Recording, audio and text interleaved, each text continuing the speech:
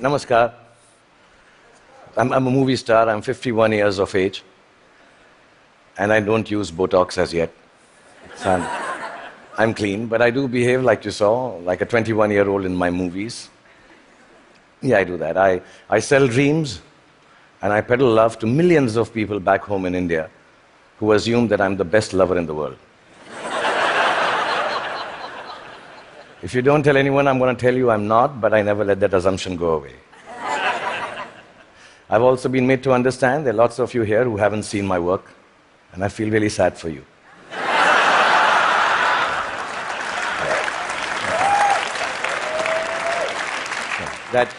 That doesn't take away from the fact that I'm completely self-obsessed, as a movie star should be. And that's when my friends Chris and Juliet called me here to speak about the future you. Naturally, it follows I'm going to speak about the present me.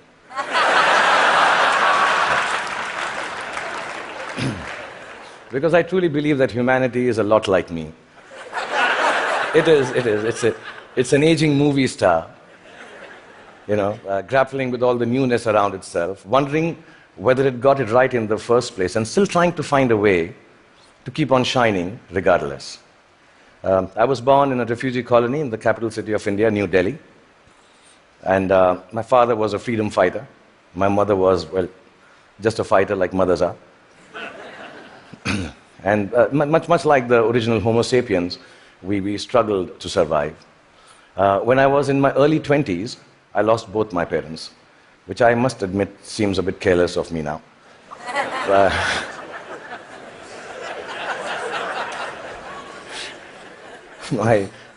I do remember the night my father died, and I remember the driver of a neighbor who was driving us to the hospital.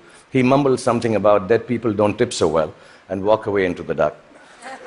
And I was only 14 then, and I put my father's dead body in the back seat of the car. And my mother besides me, I started driving back from the hospital to the house. And in the middle of a quiet crying, my mother looked at me and she said, "Son, when did you learn to drive?" And I thought about it and realized, and I said to my mom, "Just now, Mom."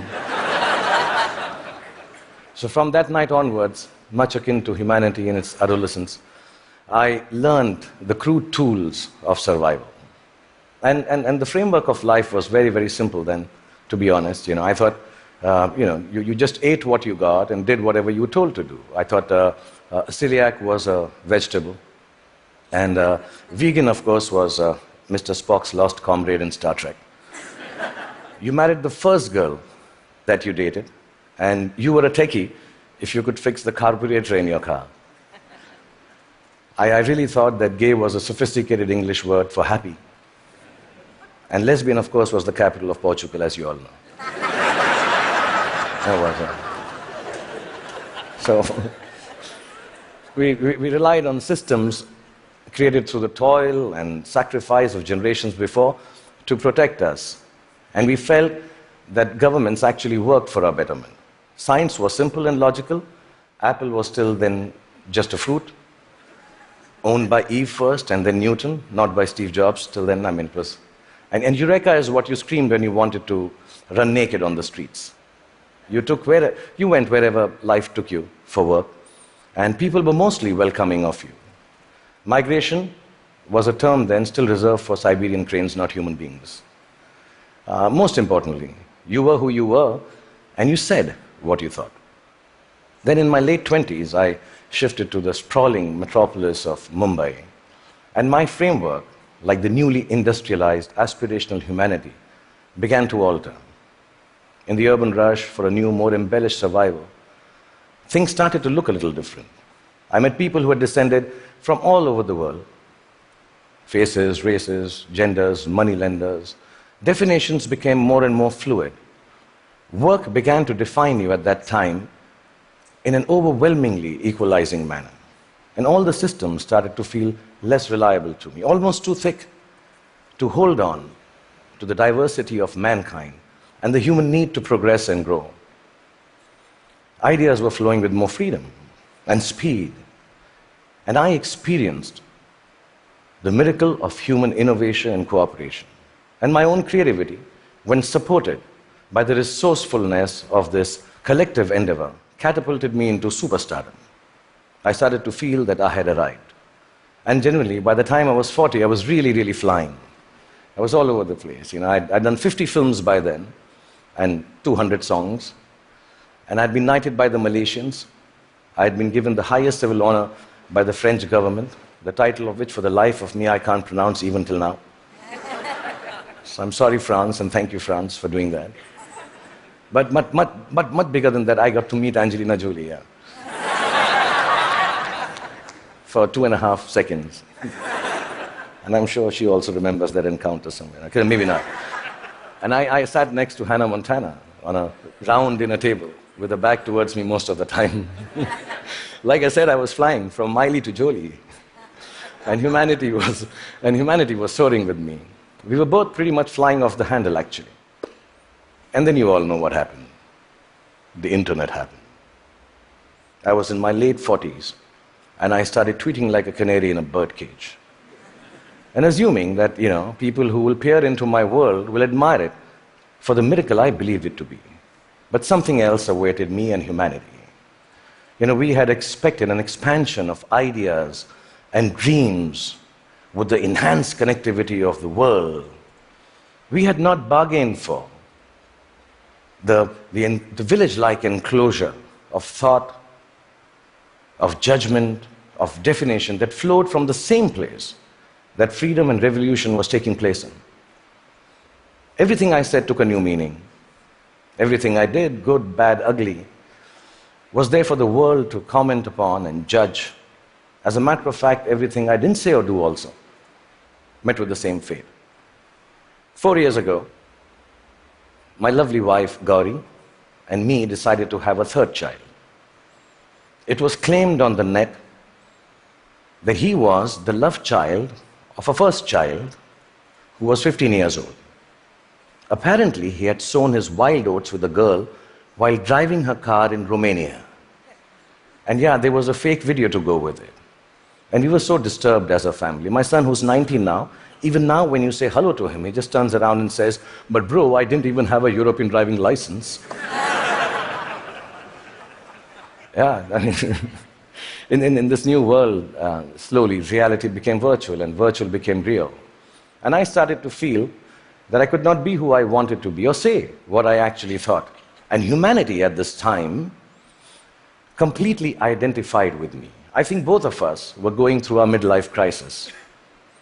And humanity, like me, was becoming an overexposed prima donna.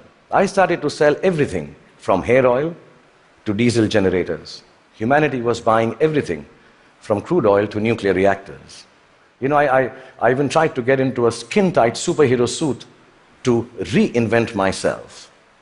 I must admit, I failed miserably.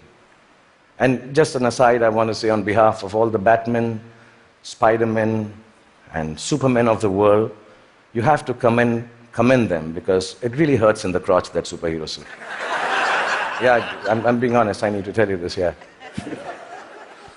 Really. And accidentally, I happened to even invent a new dance form, which I didn't realize, and it became a rage. So if it's all right, and you've seen a bit of me, so I'm quite shameless, I'll show you. It was called the lungi dance. So if it's all right with you, I'll just show you. I'm talented otherwise, yeah. So it went something like this.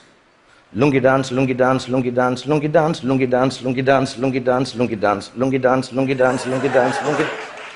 That's it. It became a rage. It really did. Like you noticed, nobody could make any sense of what was happening except me. And I didn't give a damn, really, because the whole world and whole humanity seemed as confused and lost as I was. And I didn't give up then. I even tried to reconstruct my identity on the social media like everyone else does. I thought if I put on philosophical tweets out there, people will think I'm with it. But some of the responses I got for those tweets were extremely confusing acronyms, which I didn't understand. ROFL, LOL. Adidas, somebody wrote back to one of my more thought-provoking tweets. And I was wondering, why would you name a sneaker? Why would you write back a name of a sneaker to me? And I asked my 16-year-old daughter, and she enlightened me. Adidas now means, all day I dream about sex. This is really, I don't know if you know that. And so I wrote back, WTF in bold to Mr. Adidas, thanking secretly that some acronyms and things won't change at all. WTF. But here we are. I'm 51 years old, like I told you, and mind-numbing acronyms notwithstanding, I just want to tell you, if there has been a momentous time for humanity to exist, it is now. Because the present you is brave. The present you is hopeful. The present you is innovative and resourceful. And of course, the present you is annoyingly indefinable. And in this spellbinding, imperfect moment of existence, feeling a little brave just before I came here, I decided to take a good, hard look at my face. And I realized that I'm beginning to look more and more like the wax statue of me at Madame Tussauds. Yeah, and in that moment of realization, I asked the most central and pertinent question to humanity and me. Do I need to fix my face? Really, I'm an actor, like I told you, a modern expression of human creativity. The land I come from is the source of inexplicable but very simple spirituality. In its immense generosity, India decided somehow that I, the Muslim son of a broke freedom fighter who accidentally ventured into the business of selling dreams, should become its king of romance, the Badshah of Bollywood, the greatest lover the country has ever seen. With this face. Yeah, which has alternately been described as ugly, unconventional, and strangely, not chocolatey enough. Yeah. The people of this ancient land embraced me in their limitless love. And I've learned from these people that neither power nor poverty can make your life more magical or less torturous. I've learned from the people of my country that the dignity of a life, a human being, a culture, a religion, a country, actually resides in its ability for grace and compassion. I've learned that whatever moves you, whatever urges you to create, to build, whatever keeps you from failing, whatever helps you survive, is perhaps the oldest and the simplest emotion known to mankind. And that is love. A mystic poet from my land famously wrote, Pothi padi padi jug bhaya, pandit bhaya na koi. Pothi padi padi jug bhaya na pandit koi. Dhai aakhar prem ke, pade so pandit hoy. Which loosely translates into that whatever, yeah, if you know Hindi, please clap. Yeah, it's very difficult to remember. Which loosely translates into actually saying that all the books of knowledge that you might read and then go ahead and impart your knowledge through innovation, through creativity, through technology. But mankind will never be the wiser about its future unless it is coupled with a sense of love and compassion for their fellow beings. The 2.5 alphabets which form the word prem, which means love, if you're able to understand that and practice it, that itself is enough to enlighten mankind. So I truly believe the future you has to be a you that loves. Otherwise, it will cease to flourish. It will perish in its own self-absorption. So you may use your power to build walls and keep people outside. Or you may use it to break barriers and welcome them in. You may use your faith to make people afraid and terrify them into submission. Or you can use it to give courage to people so they rise to the greatest heights of enlightenment. You can use your energy to build nuclear bombs and spread the darkness of destruction, or you can use it to spread the joy of light to millions. You may filthy up your oceans callously and cut down all the forests. You can destroy their ecology, or tend to them with love and regenerate life from their waters and trees. You may land on Mars and build armed citadels, or you may look for life forms and species to learn from and respect. And you can use all the monies that we all have earned to wage futile wars and give guns in the hands of little children to kill each other with. Or you can use it to make more food to fill their stomachs with. My country has taught me the capacity for a human being to love is akin to godliness. It shines forth in a world, which civilization, I think, already has tampered too much with. In the last few days, the talks here, the wonderful people coming and showing their talent, talking about individual achievements, the innovation, the technology, the sciences, the knowledge we are gaining by being here in the presence of TED Talks and all of you, are reasons enough for us to celebrate the future us. But within that celebration, the quest to cultivate our capacity for love and compassion has to assert itself just as equally. So I believe the future you is an infinite you. It's called a chakra in India, like a circle. It ends where it begins from to complete itself. A you that perceives time and space differently, understands both your unimaginable and fantastic importance and your complete unimportance in the larger context of the universe.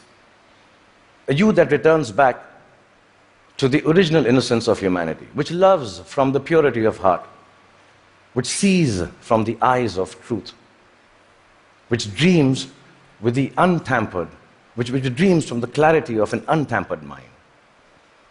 The future you has to be like an aging movie star who has been made to believe that there is a possibility of a world which is completely, wholly, self-obsessively in love with itself. A world, really, it has to be a you to create a world which is its own best lover. That, I believe, ladies and gentlemen, should be the future you. Thank you very much. Thank you.